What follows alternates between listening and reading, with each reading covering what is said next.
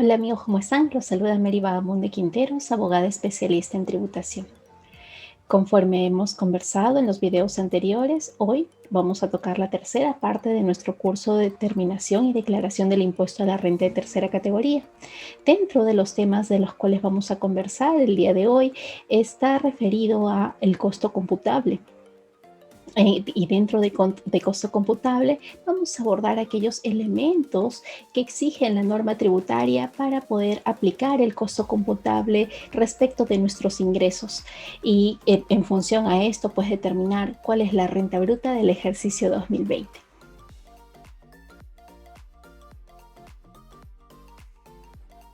¿Qué entendemos por costo computable? El costo computable es aquel que va a implicar o que va a afectar al resultado y que su oportunidad de reconocimiento está vinculado a que el periodo en el que se reconozcan los ingresos.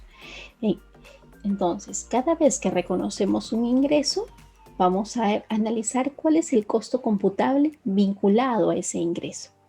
Pero para reconocer ese costo computable hay que identificar si es que contamos con comprobantes de pago, si es que tenemos la documentación suficiente para acreditar la fehaciencia de dicha adquisición y que está vinculada al costo con el cual vamos a determinar nuestra renta bruta. Además, hay que tener en consideración que la ley 28194 exige que para que se pueda sustentar el costo o gasto es necesario que esas adquisiciones que superan los 3.500 soles en el caso de operaciones de venta interna o de prestación de servicios internas deben superar, si superan los 3.500 soles pues se debe contar con un medio de pago. O en el caso de operaciones de comercio exterior, como podrían ser las importaciones, estas operaciones deben haber sido canceladas con medio de pago si es que superaban los $2.000. De otro lado, hay que tener en consideración que si bien es cierto, de acuerdo a normatividad contable, el costo se refleja a valor razonable, para efectos de la norma tributaria, solo debemos tener en consideración el costo histórico, salvo que la empresa hubiera sido sometida a una reorganización de sociedades en el ejercicio 2020 y que producto de esta reorganización hubieran optado por revaluar sus activos y esta revaluación de los activos ha generado el pago del impuesto a la renta respectivo. En otro supuesto, no es posible reconocer el valor, el costo de un activo revaluado.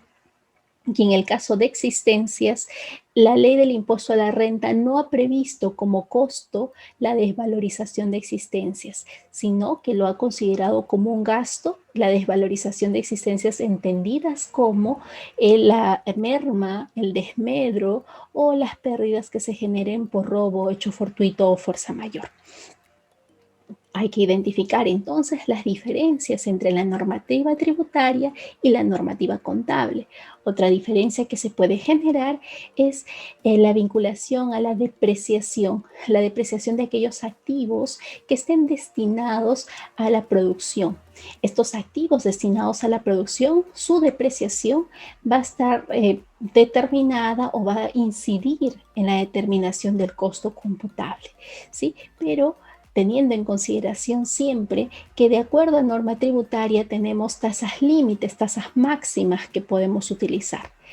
Y además, hay que considerar que el año 2020 se promulgó el decreto legislativo 1488, que permite que todos aquellos activos que hayan sido adquiridos en el año 2020 o en el 2021 puedan tener una tasa mayor de depreciación, en el caso de activos distintos a inmuebles, puedan tener una tasa mayor de depreciación según la tabla por ellos publicada, por la norma publicada y su reglamento, ¿no? Entonces, hay que tener en cuenta esto y si es que esto, y diferenciar si es que estos son activos destinados a la producción o no. Porque si es que no están destinados a la producción, dicha depreciación no va a ser costo, no va a afectar al costo, sino que va a ir directamente a resultados. Entonces, ¿dónde encontramos la definición de costo computable, el artículo 20 de la Ley del Impuesto a la Renta define qué se entiende por costo computable. Y dentro de costo computable define la norma es el costo de adquisición, el costo de producción o el costo de construcción. En el caso de otros bienes que podamos haber recibido, por ejemplo, por un aporte de capital o por una donación, es el valor de ingreso al patrimonio o el valor del último inventario conforme a ley.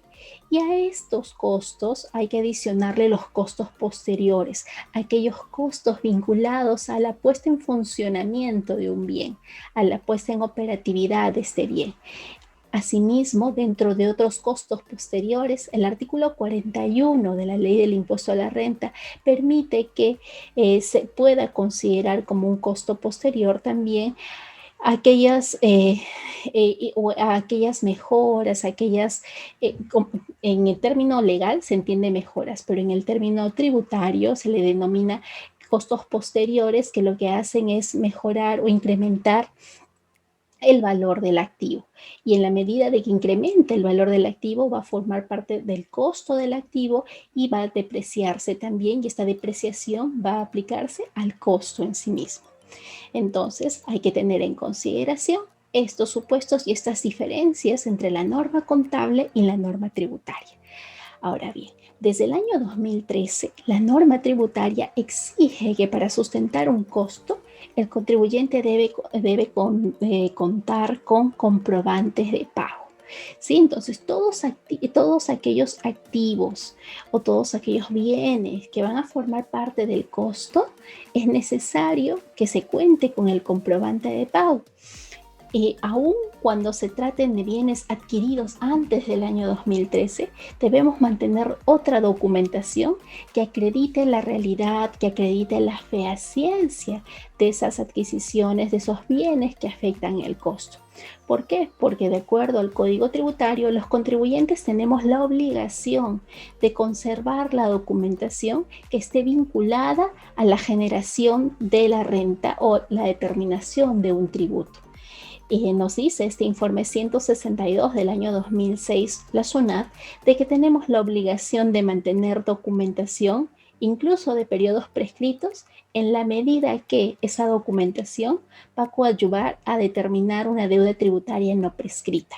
En ese mismo sentido, el Tribunal Fiscal en esta resolución 383 de la Sala 10 del año 2017 mantiene el criterio de la Administración Tributaria señalada en el informe anterior, en la que indica pues que es necesario contar con documentación aun cuando ya hayan transcurrido más de 5 años el plazo por el cual debemos conservar esta documentación. El año pasado, la Corte Suprema ha seguido el mismo criterio, señalando que se puede revisar la deuda anterior, la deuda de un periodo prescrito, en la medida que ésta sirve para determinar el nuevo saldo de periodos que no han prescrito. Entonces, tenemos que conservar esa documentación. Tenemos la obligación de contar con los comprobantes de pago. Y para que el comprobante de pago sea válido, porque el comprobante de pago tiene una incidencia determinante en el cálculo del impuesto a pagar tanto en IGB como en el impuesto a la renta. Porque si no contamos con un comprobante de pago válido, de acuerdo al artículo 44, inciso J de la Ley del Impuesto a la Renta, este gasto será no deducible, ¿no? Si es que el comprobante de pago ha sido emitido, un comprobante físico, cuando el emisor era un emisor electrónico, ese comprobante no sustenta costo-gasto, ya no se analiza ni siquiera la causalidad. Tampoco se analiza la fehaciencia, sino basta que no se cuente con un documento válidamente emitido. Y para eso lo primero que debemos verificar es a quién hemos adquirido. Este señor es un sujeto, un emisor electrónico. Si es que es un emisor electrónico, nos está emitiendo un comprobante de contingencia. Tenemos que conservar estos comprobantes emitidos mediante el CE, SOL o el facturador de SUNAT o el OCE, y tenemos que conservar los archivos sin necesidad de tener la representación impresa. Y si es que nos hubieran emitido un comprobante de pago de contingencia, de acuerdo al informe de SUNAT, este informe 059-2017, el hecho de que el emisor no hubiera transmitido esta información a la administración tributaria no invalida el comprobante de pago. Pero lo que sí invalida es de que nos emitan un comprobante de pago físico cuando el emisor era un emisor electrónico. Entonces, con ese comprobante físico no podré sustentar el costo-gasto y tampoco el crédito fiscal. No podré sustentar la depreciación en sí misma de ese activo que puedo destinarlo para la producción o de esas existencias que luego yo las estoy enajenando. Tenemos la obligación de conservar este comprobante de pago electrónico. Recientemente, la semana pasada, la SUNAT en este informe 127-2020, referido a las infracciones por no emitir comprobantes de pago o por emitir documentos distintos a estos o que no cumple con los requisitos, ha señalado respecto a los comprobantes de pago electrónicos la obligación de contar con los documentos estos comprobantes de pago en el correo electrónico si es que la factura es emitida a través del CESOL o del CE del contribuyente sin necesidad de tener la representación impresa. Entonces, en los casos en los que nos han emitido una factura electrónica, no requerimos tener la representación impresa, pero sí el archivo generado por esta adquisición que podamos haber realizado de existencias o de suministros o de activos vinculados al costo computable que vamos a determinar. ¿Qué pasa en el caso del sustento que podamos tener con documentos físicos, con comprobantes físicos? La ley 28186 señala que aun cuando se puedan digitalizar y mantener esta documentación en microformas, si es que no ha transcurrido el plazo prescriptorio, debemos conservar la documentación original. Es decir, si es que los pasamos a microformas y estamos dentro del plazo en el cual todavía no han transcurrido los 5 años a partir de que se generó la obligación tributaria, entonces tenemos que mantener esa documentación en formato físico. ¿Sí? En este informe 023 del año 2019, en el caso que hubieran transcurrido más de los 5 años, el contribuyente sí podrá almacenar esos documentos físicos, los podrá tener escaneados, ¿no? En archivos digitales. Y ya no es necesario mantener los documentos originales, como en el caso que les planteé, si es un activo que se adquirió hace más de 5 años, hace 10 años, pero cuya depreciación aún afecta y voy a tenerla en consideración como parte de mi costo computable o mi costo de producción, en esos casos sí puedo tener mi archivo digitalizado de ese comprobante de pago. Pero si no han transcurrido los 5 años, debo tener, si es que mi comprobante de pago es físico, debo mantener ese comprobante en original. ¿Sí? Este informe 102 del año 2020 lo precisa y señala que si es que el contribuyente, si es que no ha transcurrido este plazo de 5 años y el contribuyente solo cuenta con el documento escaneado, ese documento no va a sustentar costo-gasto. En el caso del IGB, pues se podrá convalidar señalando o recurriendo a las normas de comprobantes no fidedignos y podrá convalidarse si es que este fue cancelado con medio de pago directamente a la cuenta del adquirente o del transferente y por el monto exacto de lo adquirido. Sin embargo, en el caso del impuesto a la renta no contamos con una norma que nos permita convalidar estos documentos que puedan ser calificados como no fidedignos. Entonces, el comprobante de pago electrónico no sustenta gasto o no sustenta costo cuando ha sido rechazado, debido a que cuando fue enviado a la SUNAT para su validación, no obtuvo respuesta. Entonces, esos comprobantes también hay que verificar si es que han sido rechazados o han sido admitidos, porque de haber sido rechazado, ese comprobante no me va a sustentar costo o gasto. ¿Qué es lo que debo acreditar en todos los supuestos es el costo de adquisición con un comprobante de pago, pero este comprobante de pago me lo van a exigir por los activos que he adquirido a partir del año 2013.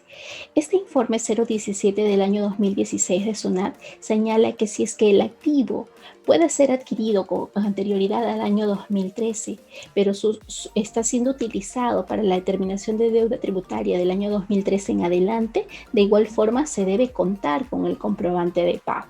No obstante, el Tribunal Fiscal en la resolución 075-2910 del año 2019 señala un criterio totalmente distinto al establecido por la Administración Tributaria. Establece que el Tribunal Fiscal, que si es que se trata de un activo que fue adquirido antes del año 2013, en la medida que no existía la obligación de contar con comprobante de pago que sustente el costo, no se le puede exigir o no se le puede reparar la depreciación de la adquisición de ese activo cuando no se cuente con el comprobante de pago, porque no había norma que lo exigiera cuando se adquirió ese activo, lo cual resulta razonable, ¿cierto? Asimismo, hay que tener en consideración que para que podamos deducir el costo respecto de una transferencia que hemos realizado y no queremos tributar por el monto total de lo que hemos recibido, sino que necesitamos deducir el costo, la resolución 019-714 de la Sala 10-2011 ha señalado que es necesario que ese activo se encuentre contabilizado. Si es que el activo no se encuentra contabilizado, no es posible deducir el costo computable de ese activo. Hay que tener en cuenta que este criterio SUNAT ha pretendido aplicarlo también para la deducción de los gastos financieros destinados a las adquisiciones de activos. ¿Sí? ¿Qué es lo que ha señalado la SUNAT? Bueno, en la medida que tú te endeudaste para adquirir un activo y este activo no lo registraste contablemente, no puedes utilizar el gasto financiero.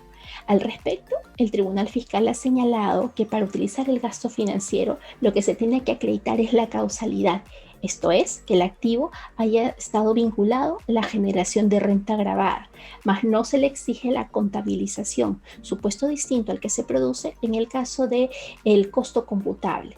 Para utilizar el costo computable de un activo para deducirlo, o aplicarlo contra el ingreso, sí es necesario que este activo haya estado contabilizado.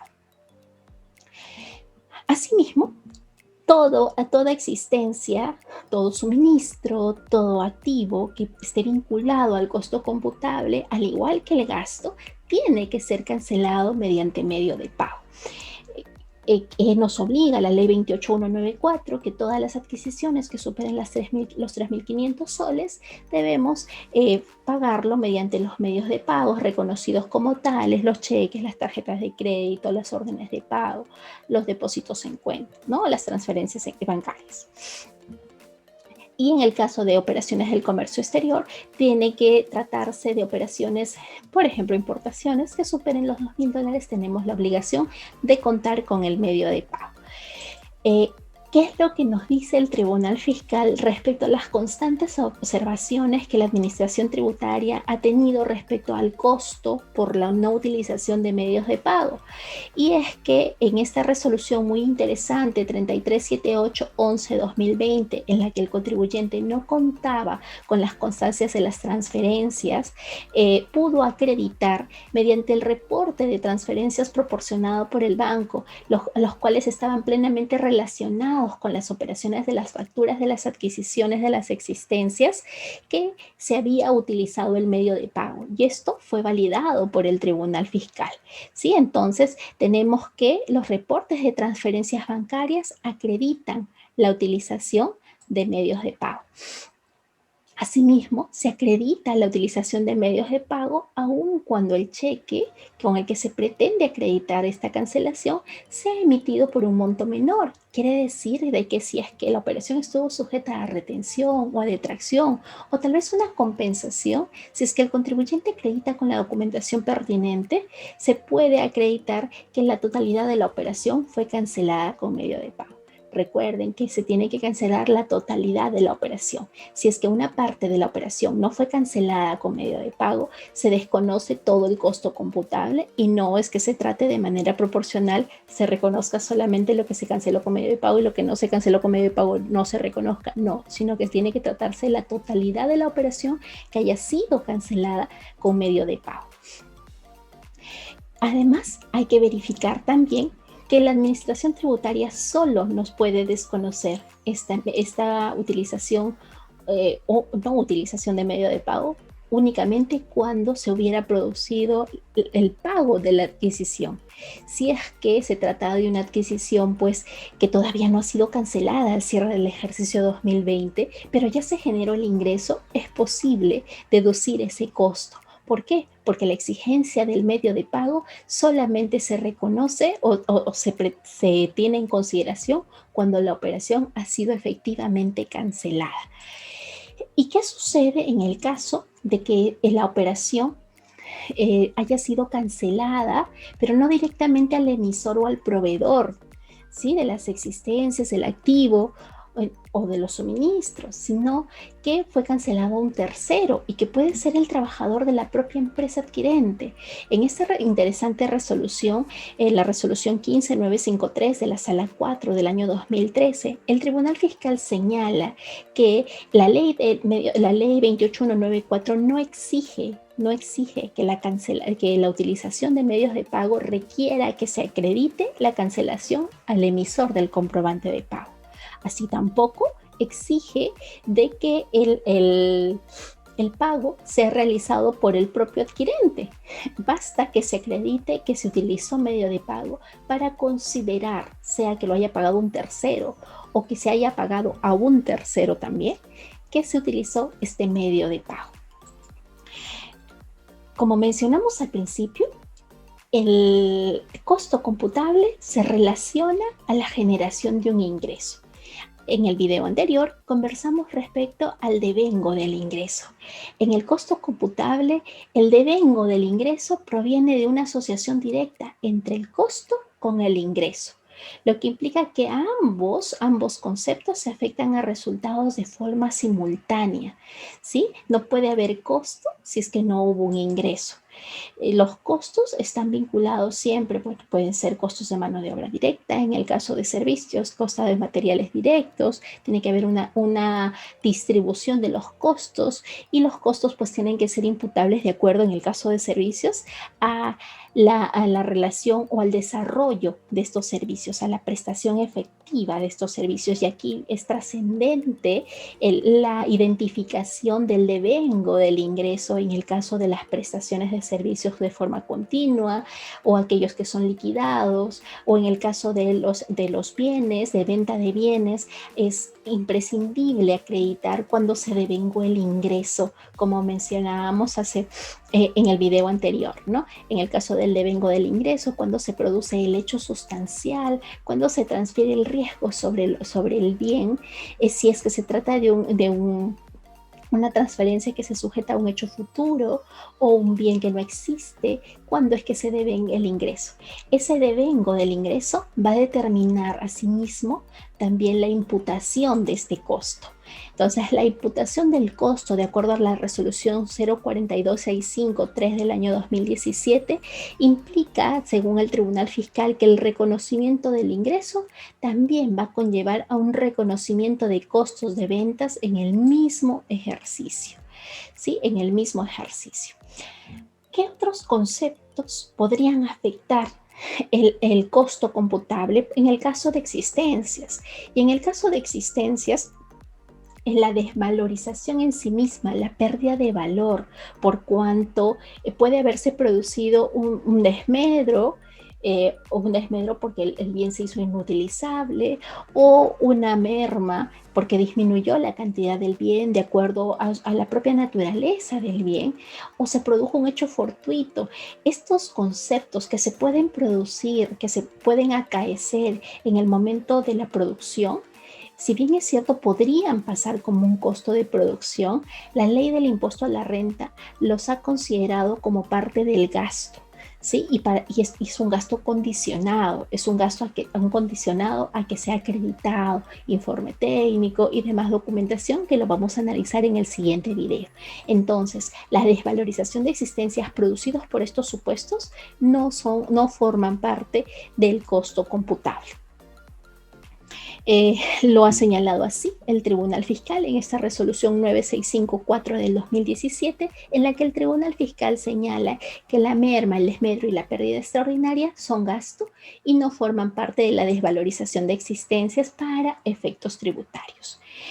Asimismo, en cuanto a los costos, en la medida que debe haber una correlación entre el costo y el ingreso, si es que tuviésemos ingresos que se producen en el ejercicio siguiente, en el que se incurrió en el costo, este costo tiene que ser diferido en el ejercicio en el que se recibe, en el que se percibe el ingreso.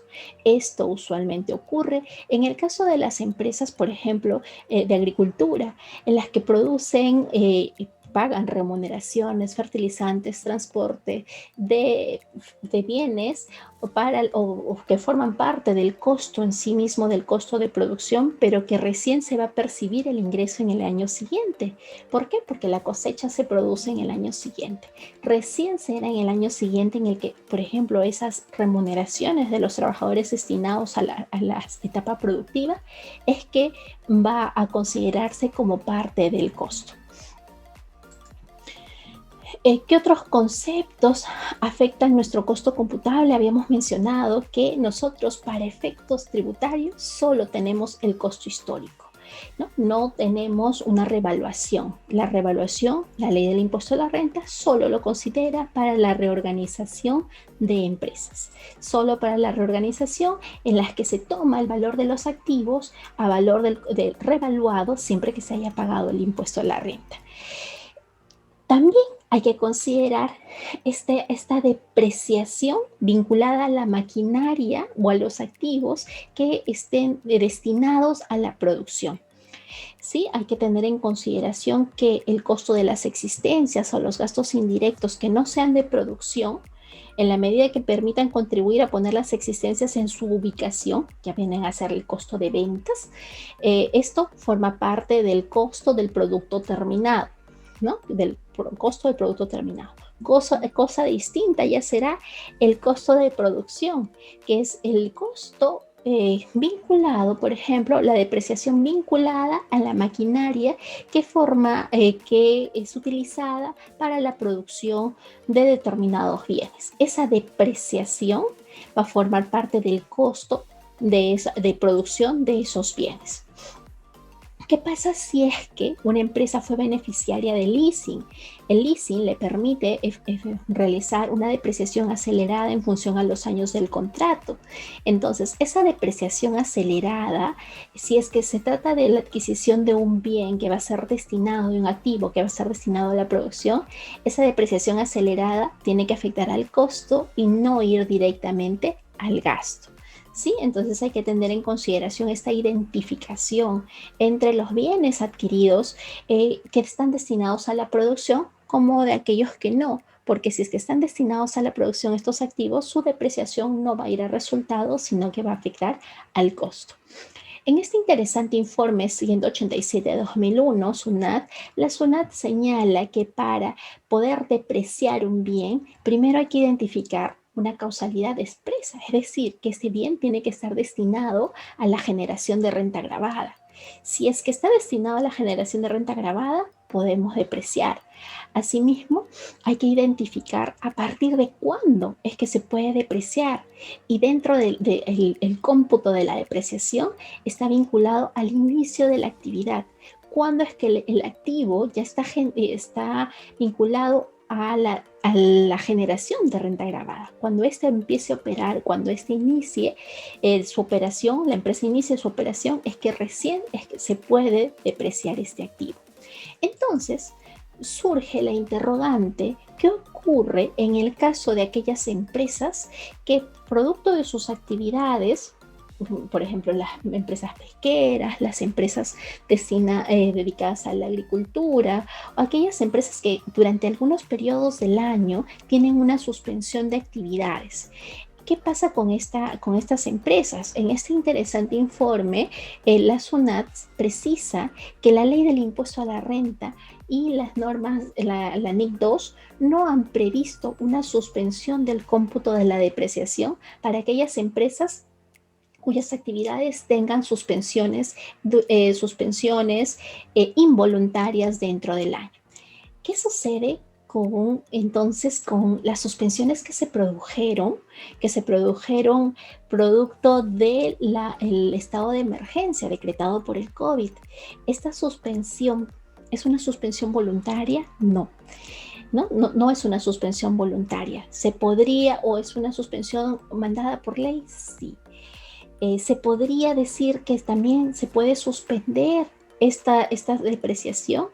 La norma tributaria no ha previsto en estos supuestos una suspensión del cómputo del plazo de la depreciación. No ha previsto esta suspensión. En consecuencia, solamente se podría suspender este cómputo del plazo de la depreciación en aquellos supuestos en los que el contribuyente hubiera solicitado la suspensión de actividades directamente ante la administración tributaria, como lo prevé el artículo 22 del reglamento de la ley del impuesto a la renta, y en otros supuestos en los que la jurisprudencia ha señalado que sí procede esta suspensión. Dentro de ellos, de la revisión de la jurisprudencia, se evidencia que procede la suspensión del cómputo de la depreciación en aquellos supuestos en los que los activos se encuentren inactivos porque están malogrados o porque la empresa ha tenido una autorización de suspensión de su actividad productiva otorgada por el Ministerio de Trabajo. Sí, en otros supuestos, el Tribunal Fiscal ha señalado que lo que se debe considerar como parte del costo de producción es este concepto previsto en el párrafo 13 de la NIC 2, que es la capacidad normal de producción. Es decir, que como depreciación debe considerarse esta capacidad normal de producción determinada de acuerdo a NIC. El Tribunal Fiscal en esta resolución 925.3 del año 2020 señala que en aquellos supuestos en los que las empresas se encuentran en estado de veda, no corresponde que dejen de computar la depreciación de las redes, sino que tienen que considerar como parte del costo de producción este concepto que es el costo de producción, la capacidad normal de producción del ejercicio, ¿no? Eh, no obstante, en estas resoluciones 6331 del 2006 y en la resolución 21985 del 2005, el Tribunal Fiscal ha señalado que cuando el contribuyente ha acreditado que dejó de tener actividad porque ha estado en inactividad, porque el Ministerio de Trabajo le autorizó la suspensión de sus actividades productivas, en esos casos sí se podría suspender el cómputo de la depreciación. ¿Por qué? Porque se ha acreditado que no tuvo actividad. Entonces, la suspensión de las actividades productivas o comerciales, en principio, no generan una suspensión de la depreciación del activo. ¿Sí? No generan. Por diversos motivos por los cuales se pueda producir. Solamente estos supuestos en los que sí el Tribunal Fiscal ha reconocido de que se suspende el cómputo de la depreciación debido a que hay una suspensión solicitada ante la Administración Tributaria, una suspensión reconocida por el Ministerio de Trabajo y por último, en esta curiosa resolución 04690 de la Sala 11 del año 2019, el Tribunal Fiscal señala que no corresponde la depreciación de un vehículo que está malogrado por cuanto no fue utilizado para la generación de las rentas grabadas. No lo dice expresamente de que hay una suspensión, pero desconoce la depreciación de esos periodos en los que el vehículo no generó renta gravada, es decir, lo vincula a la causalidad, ¿no? Porque ¿cuándo se deprecia? Cuando el bien me genera renta gravada. Si el vehículo o un activo está malogrado, no me genera renta gravada, pero será un tema de probanza. ¿Cómo es que yo pruebo que el vehículo está malogrado? ¿Debo tener un informe técnico? En principio, la norma no nos exige contar con un informe técnico respecto a que el vehículo esté malogrado. No. ¿Por quién debe ser firmado? ¿Por un profesional independiente o el profesional competente? Todos los medios probatorios que sean necesarios para acreditar que ese vehículo no me generó renta gravada y en consecuencia no correspondía a su depreciación. Y luego se reanuda la depreciación al momento en el que el vehículo está generando nuevamente la renta gravada porque ya está activo.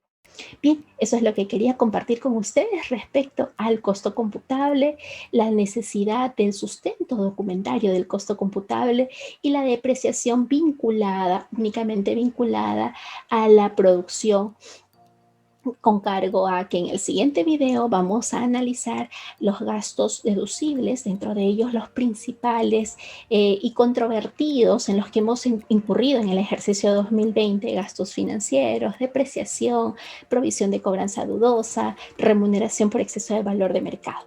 Espero vernos en el próximo video y no olviden suscribirse al canal.